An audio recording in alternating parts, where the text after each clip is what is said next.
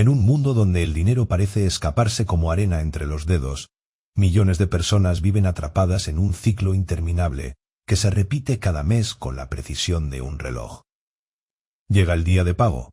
La cuenta bancaria muestra una cifra que parece prometedora por unas horas, y luego comienza el inevitable descenso. Facturas, compras del supermercado, gasolina, pequeños gastos aquí y allá, y antes de darse cuenta, la cuenta vuelve a estar en ceros o incluso en números rojos. Es una sensación que se clava en el estómago como una piedra fría, una mezcla de frustración, vergüenza y miedo que acompaña cada notificación del banco. Lo curioso de esta situación es que no discrimina por nivel de ingresos. Hay quienes ganan salarios respetables, muy por encima del mínimo, y aún así viven con la misma ansiedad financiera que alguien que apenas llega a fin de mes. La pregunta que flota en el aire es siempre la misma. ¿Por qué nunca alcanza? ¿Por qué, sin importar cuánto entre, siempre se termina en el mismo lugar de escasez y preocupación? Esta paradoja financiera es más común de lo que se piensa, y la respuesta no está donde la mayoría la busca. Durante años, la narrativa popular ha sido clara y aparentemente lógica. Si no tienes suficiente dinero, necesitas ganar más. Consigue un aumento, busca un mejor trabajo, genera ingresos extra, emprende un negocio secundario. La solución siempre apunta hacia arriba en la escala de ingresos. Y tiene sentido, ¿verdad? Más dinero debería significar menos problemas financieros. Sin embargo, la realidad cuenta una historia diferente. Personas que duplican sus ingresos a menudo descubren, para su horror, que sus problemas financieros no desaparecen. Simplemente se vuelven más caros. La verdadera trampa de la pobreza moderna no es la falta de dinero en sí misma, sino algo mucho más sutil y peligroso. Es la invisibilidad del dinero. En una era donde todo se paga con una tarjeta, una aplicación o un simple toque en el teléfono, el dinero ha perdido su peso físico, su presencia tangible. Ya no se ve salir de la billetera. No hay billetes que contar ni monedas que acumulen en el bolsillo. Solo números en una pantalla que suben y bajan sin que el cerebro registre completamente el impacto de cada transacción. Esta desconexión entre el acto de gastar y la consecuencia real es el primer eslabón de una cadena que mantiene a las personas atrapadas. Imagínense a alguien que gana un salario decente, suficiente para vivir cómodamente según los estándares de su ciudad. Esta persona no es derrochadora, no compra lujos excesivos, ni vive por encima de sus posibilidades de manera obvia.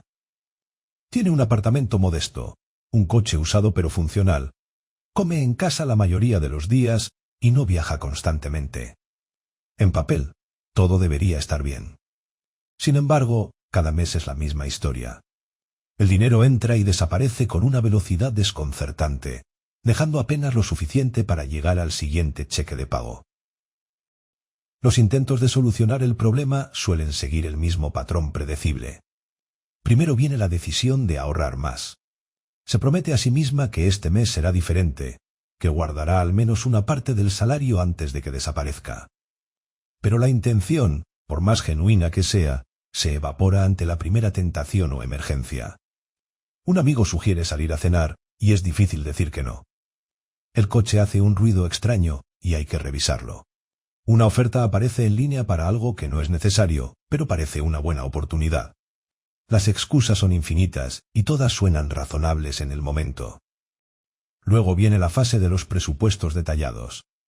Armada con una hoja de cálculo o una aplicación de moda, la persona divide sus ingresos en categorías perfectamente organizadas. Tanto para vivienda, tanto para comida, tanto para transporte, tanto para entretenimiento, y una cantidad ambiciosa etiquetada como ahorro. El primer día del mes, el presupuesto luce impecable, casi inspirador.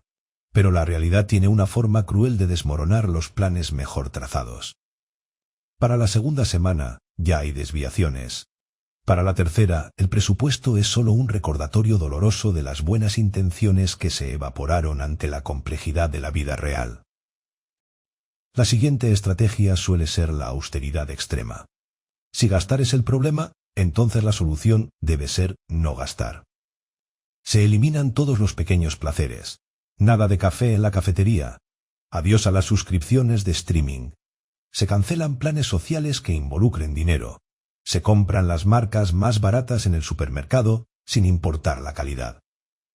Este enfoque de privación total funciona por un tiempo, tal vez unas semanas, quizás un mes si la fuerza de voluntad es férrea. Pero es insostenible. La vida se vuelve gris, cada día se siente como una batalla contra los propios deseos. Y eventualmente, como un resorte comprimido que se libera, viene el gasto compensatorio. Una compra impulsiva, una salida costosa, un capricho que se justifica con el argumento de merecérselo después de tanto sacrificio. Lo que todas estas estrategias tienen en común es que atacan los síntomas pero nunca la causa raíz. Son como poner curitas en una herida que necesita puntos. Pueden dar la ilusión de ayudar temporalmente, pero el problema subyacente permanece intacto, sangrando lentamente la estabilidad financiera. La verdadera causa no es la cantidad de dinero que entra, ni siquiera necesariamente la cantidad que sale. Es la falta absoluta de conciencia sobre el flujo del dinero. Es vivir en una niebla financiera donde las decisiones se toman en piloto automático, donde pequeñas compras pasan desapercibidas porque individualmente parecen insignificantes. Un día cualquiera, en medio de esta lucha constante, puede ocurrir algo inesperado. No tiene que ser dramático ni planificado. A veces los momentos que cambian vidas llegan disfrazados de situaciones mundanas. Podría ser un momento de aburrimiento en el trabajo, un instante de silencio en el tráfico, o simplemente una noche de insomnio donde la mente divaga. En ese momento, en lugar de cerrar la aplicación bancaria después de ver el saldo con el habitual suspiro de resignación, algo impulsa a mirar más allá. Un clic en movimientos recientes, un desplazamiento por la lista de transacciones, y de repente se abre una ventana a una realidad que había estado oculta a plena vista. Las cifras comienzan a aparecer una tras otra. 4,99 € aquí. 12 € allá. 8,50 en otro lado. Delivery de comida en un día de pereza. Una suscripción mensual a una aplicación que se descargó hace meses y se usó 2 veces. Un café en la estación de camino al trabajo. Otro café en la tarde. Una compra impulsiva en línea que llegó en un paquete hace 3 días y ya está olvidada. Un snack en la gasolinera. Una propina digital. Un juego para el teléfono. Una revista digital que nunca se leyó. Ninguna de estas compras, vista de forma aislada, parece problemática. Son pequeñas, razonables, justificables, pero cuando se suman, cuando se multiplican por días y semanas, la imagen que emerge es aterradora. En una sola semana, cientos de euros se han evaporado en transacciones que ni siquiera dejaron un recuerdo significativo. Es dinero que desapareció sin aportar valor real, sin crear momentos memorables, sin resolver necesidades genuinas. Simplemente se fue, consumido por la inercia del consumo automático que caracteriza la vida moderna. Esta revelación es como encender una luz en una habitación que siempre ha estado oscura. De repente, todo se ve diferente. El problema nunca fue la falta de ingresos. El problema nunca fue la incapacidad de ahorrar por debilidad de carácter. El problema era la invisibilidad. El dinero se escapaba a través de cientos de pequeñas grietas que eran imposibles de ver porque nadie estaba mirando. Es como intentar llenar un balde con agujeros sin darse cuenta de que los agujeros existen. No importa cuánta agua se vierta si el balde no puede retenerla. Esta comprensión marca un punto de inflexión. No es suficiente con decidir gastar menos. No es suficiente con hacer presupuestos que ignoran la realidad del comportamiento humano. Lo que se necesita es algo más fundamental. Visibilidad total. Cada euro que entra y cada euro que sale necesita ser visto, reconocido, registrado. No para juzgarlo ni para prohibirlo necesariamente, sino simplemente para hacerlo consciente. Porque lo que es invisible es incontrolable. Solo lo que se puede ver se puede gestionar. La solución que emerge de esta revelación es sorprendentemente simple, casi embarazosamente obvia en retrospectiva. No requiere conocimientos financieros complejos, no necesita aplicaciones costosas ni asesores profesionales. Solo requiere 3 principios básicos aplicados con consistencia. El primero es rastrear absolutamente todo. No algunas cosas, no solo las compras grandes, sino cada transacción sin excepción. Cada café, cada chicle, cada aplicación descargada, cada propina dejada.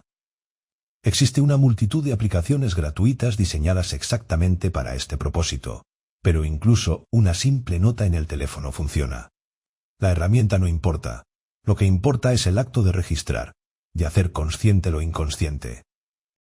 El segundo principio es introducir una pausa entre el impulso y la acción. En un mundo diseñado para facilitar el consumo instantáneo, donde se puede comprar cualquier cosa con un clic, la pausa es un acto revolucionario. La regla es simple. Antes de comprar cualquier cosa que no sea una necesidad básica inmediata, esperar 24 horas. Un día completo. Si después de ese día el deseo persiste, adelante.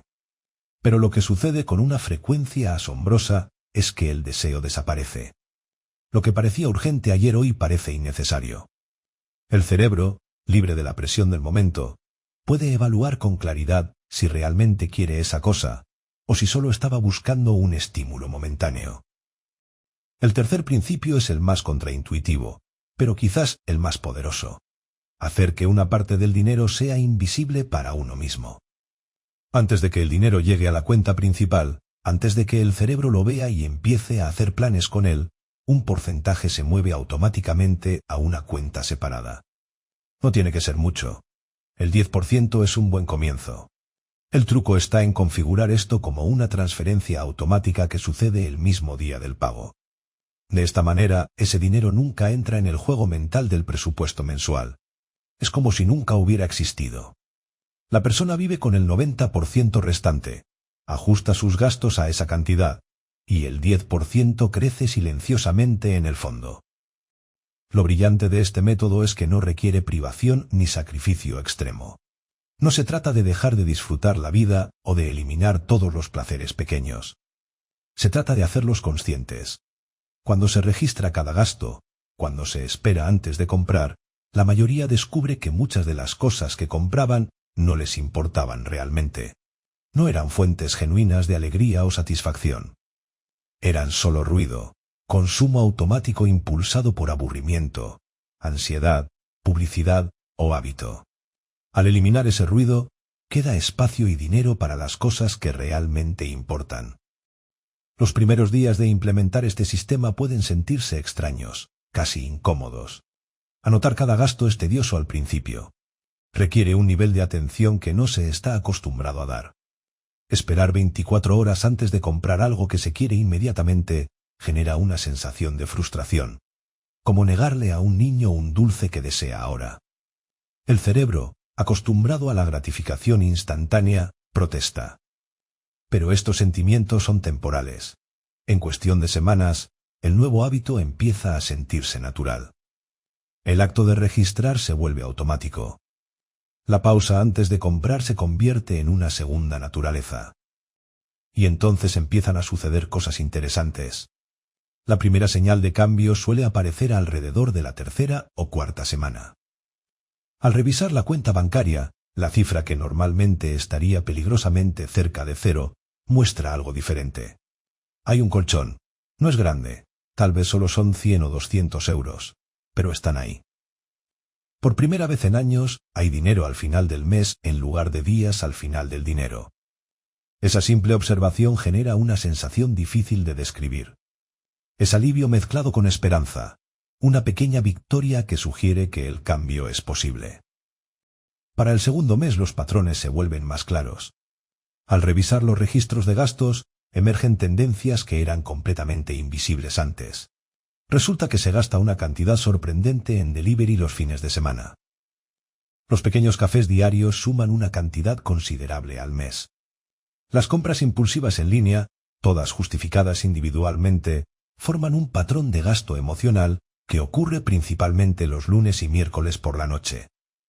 Armado con esta información, se pueden hacer ajustes específicos. No se trata de eliminar todo, sino de tomar decisiones conscientes. Tal vez el café diario realmente importa y se queda. Pero el delivery de los domingos puede reemplazarse con cocinar algo especial en casa. Las compras impulsivas pueden redirigirse a una lista de deseos que se revisa una vez al mes. Al tercer mes, algo fundamental ha cambiado en la relación con el dinero. Ya no es un misterio que desaparece inexplicablemente. Es algo que se comprende, se rastrea y se controla. La cuenta de ahorros que se configuró con transferencias automáticas ahora tiene una cantidad que se siente real. 500, 600, quizás más. Para alguien que nunca había logrado ahorrar más de 50 euros antes de que alguna emergencia o tentación se los llevara, esta cantidad es transformadora. No es suficiente para retirarse ni para hacer grandes cambios de vida, pero es suficiente para cambiar algo más importante: la narrativa mental. Porque la pobreza, en su nivel más profundo, no es solo una cuestión de números en una cuenta bancaria. Es una sensación, un estado mental de escasez y vulnerabilidad. Es despertar cada día con un nudo en el estómago, preguntándose qué va a salir mal.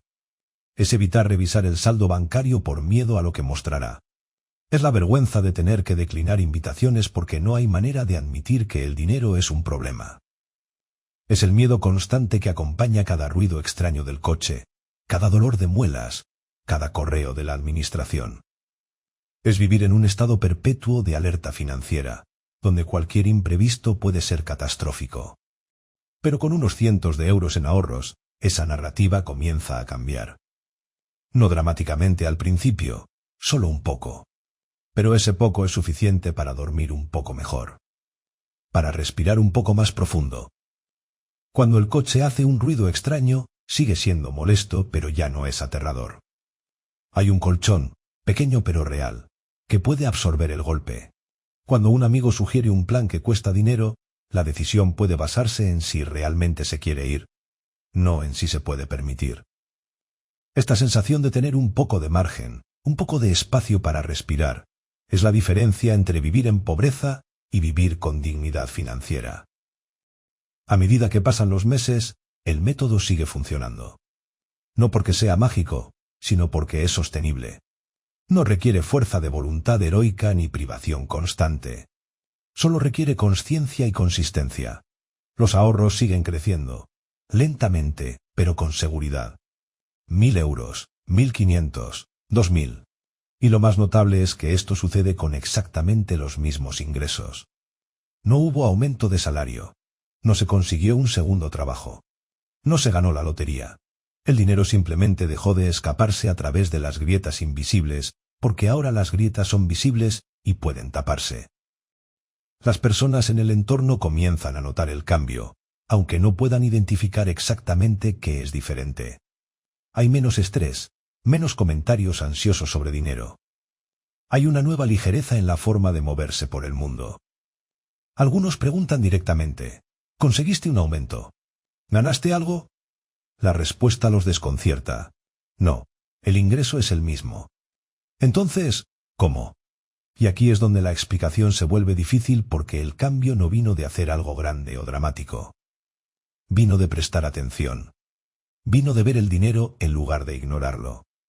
Vino de introducir pequeñas pausas en un sistema diseñado para el gasto automático.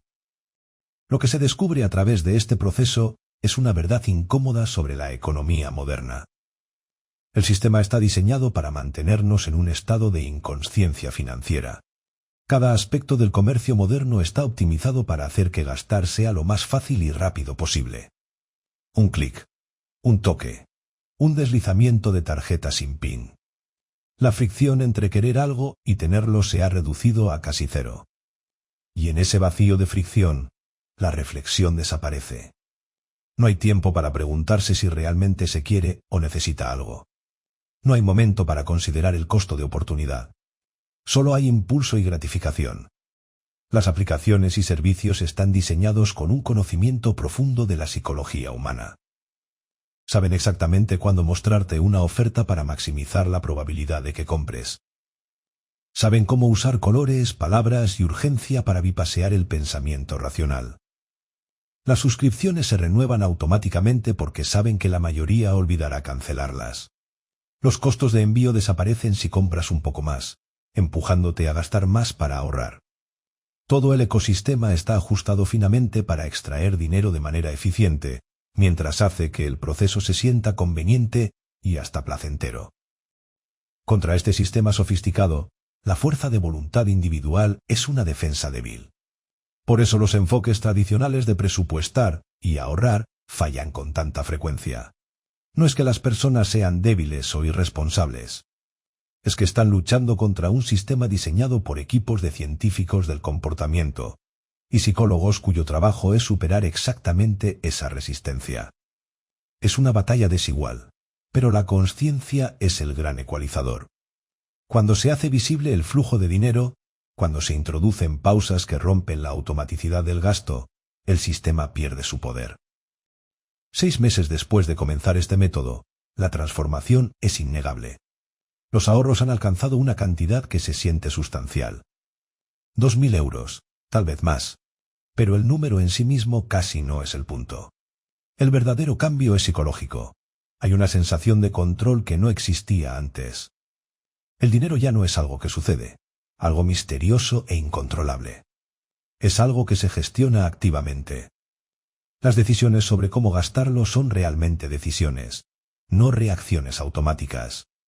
Y eso genera un tipo de libertad que no tiene que ver con la cantidad de dinero que se tiene, sino con la relación que se tiene con él.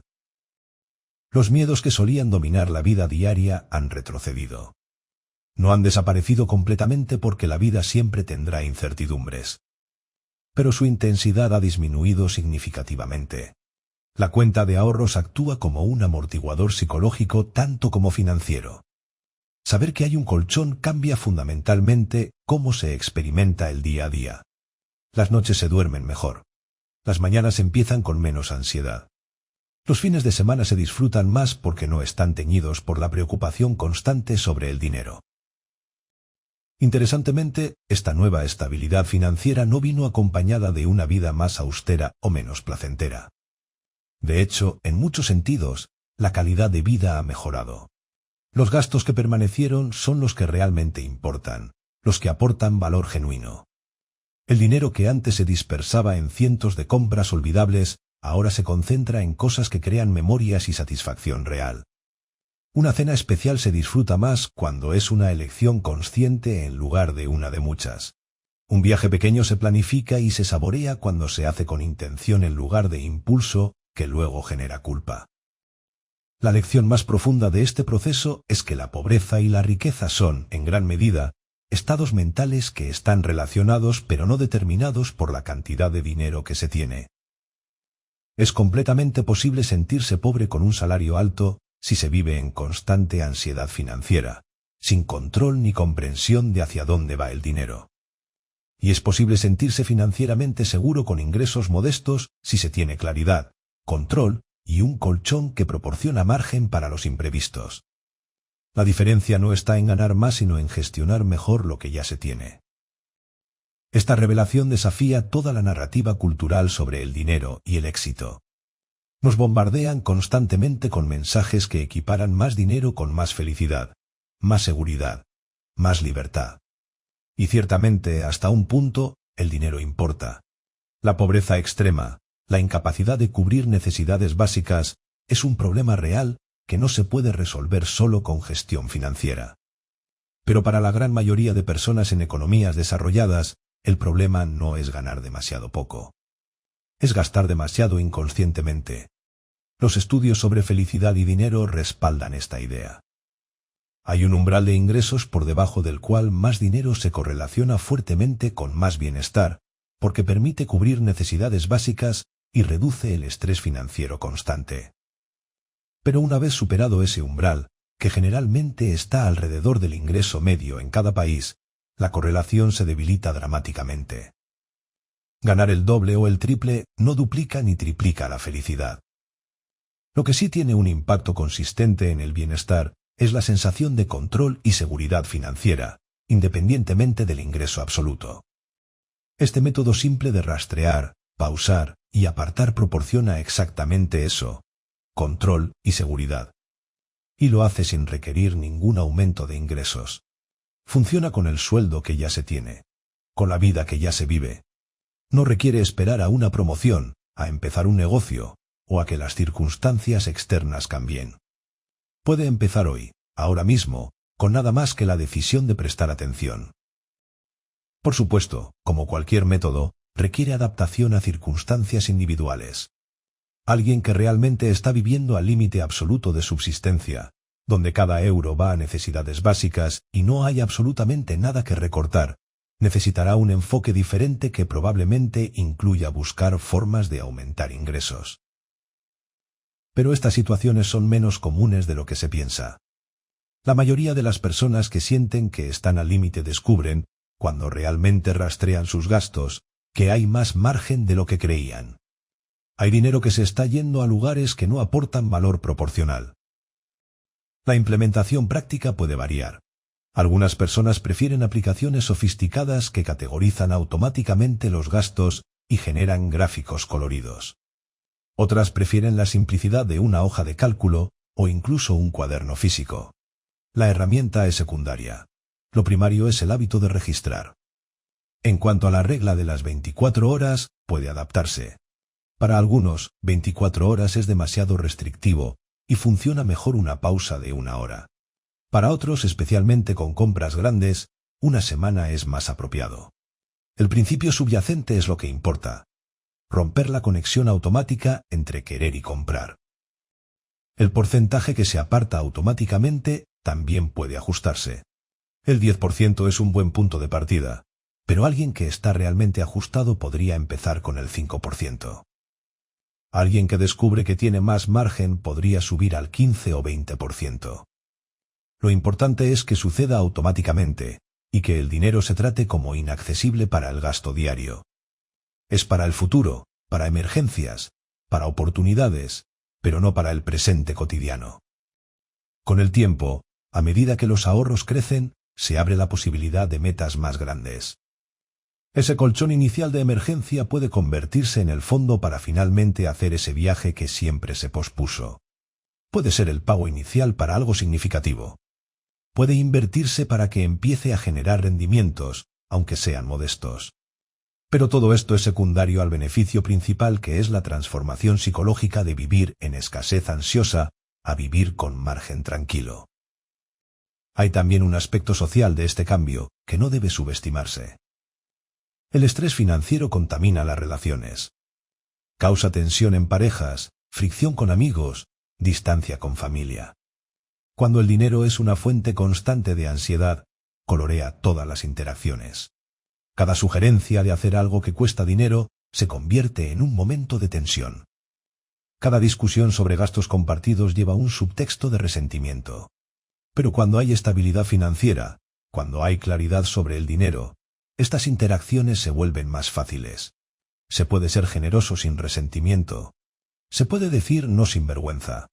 Se puede participar en la vida social sin el miedo constante de gastar demasiado. Para parejas, implementar este método juntos puede ser transformador. El dinero es una de las causas principales de conflicto en relaciones, no porque las parejas no tengan suficiente necesariamente, sino porque tienen enfoques diferentes y a menudo no discutidos sobre cómo gastarlo. Cuando ambos pueden ver exactamente hacia dónde va cada euro, cuando las decisiones se toman conscientemente en lugar de reactivamente, muchas de estas fuentes de conflicto se evaporan. No hay acusaciones sobre gastos secretos porque todo es visible.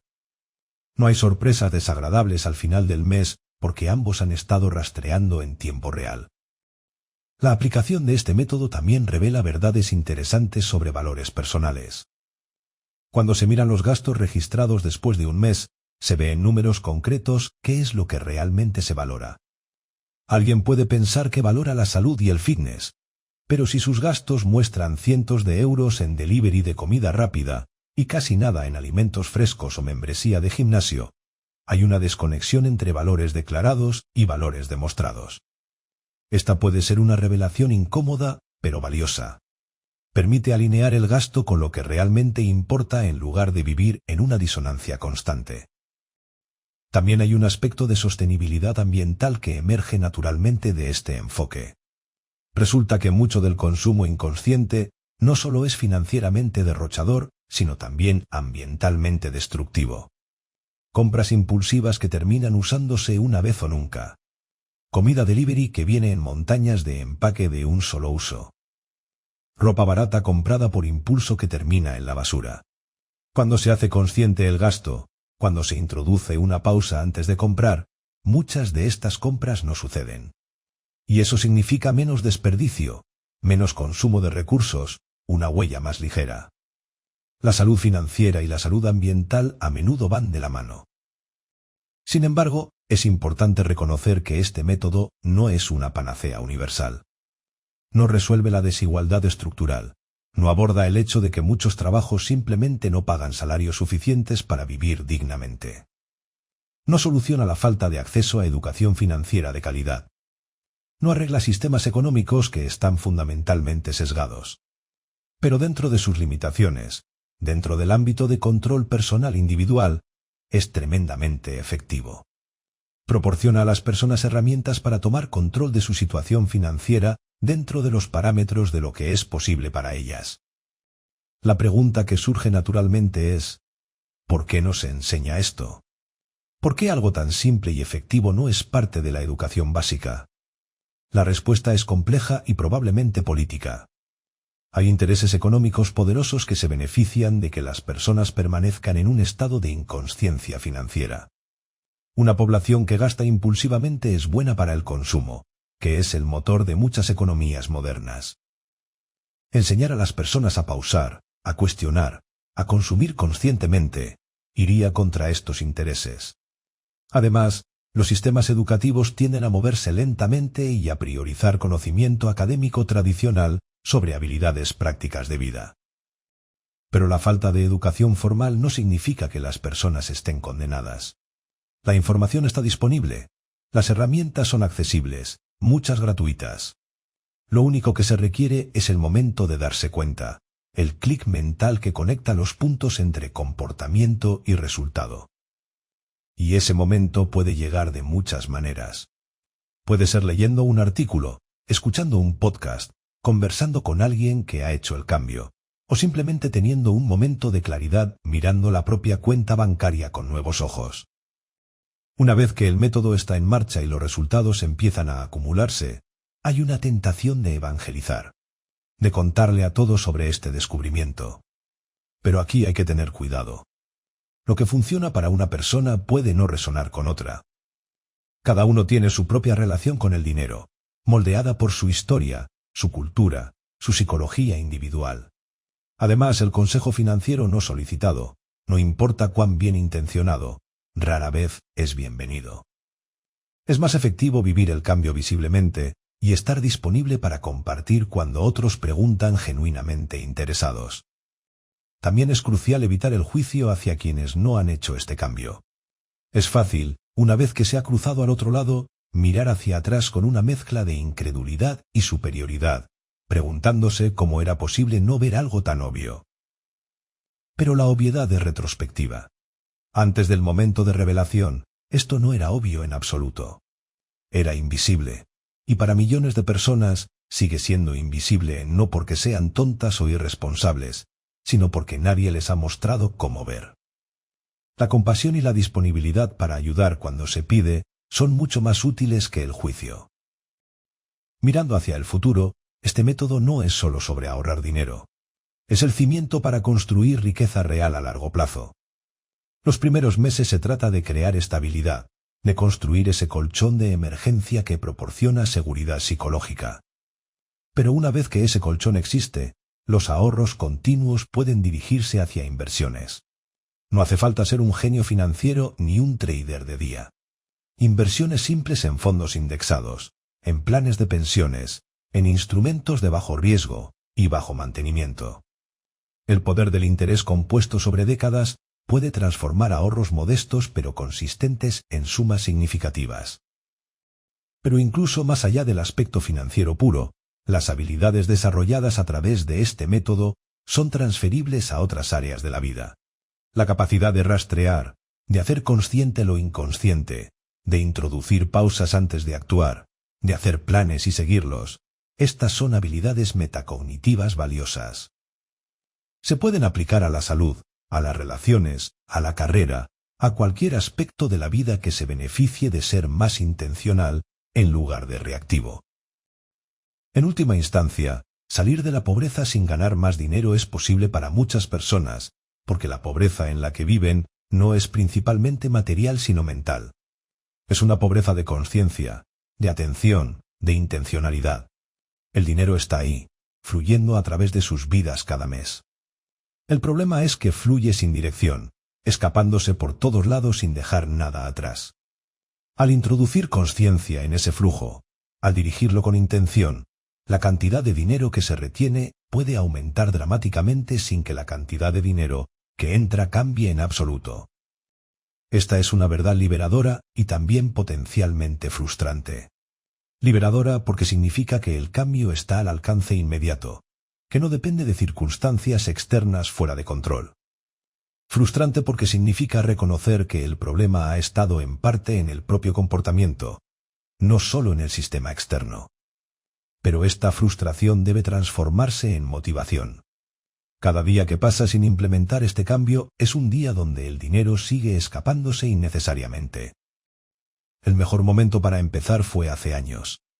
El segundo mejor momento es ahora. No mañana. No el primero del próximo mes. No después de la próxima paga. Ahora, abrir la aplicación bancaria.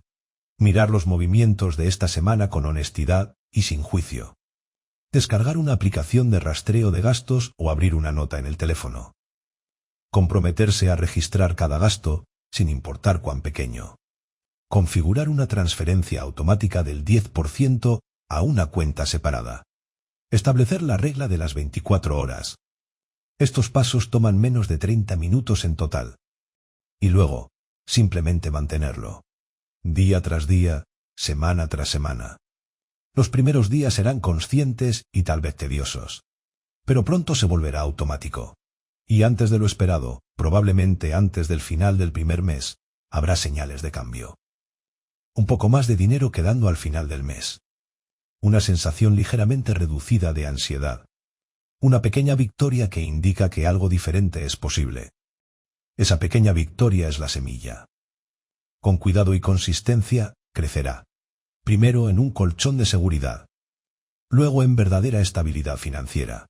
Eventualmente, para algunos, en riqueza real. Pero incluso si nunca crece más allá de ese colchón inicial, incluso si los ahorros nunca superan unos pocos miles de euros, el valor psicológico es inmenso. Es la diferencia entre vivir con miedo constante y vivir con dignidad tranquila.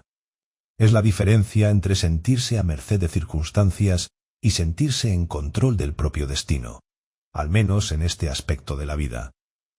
Porque al final, el dinero es solo una herramienta. No es la meta, no es el significado. No es lo que hace valiosa una vida.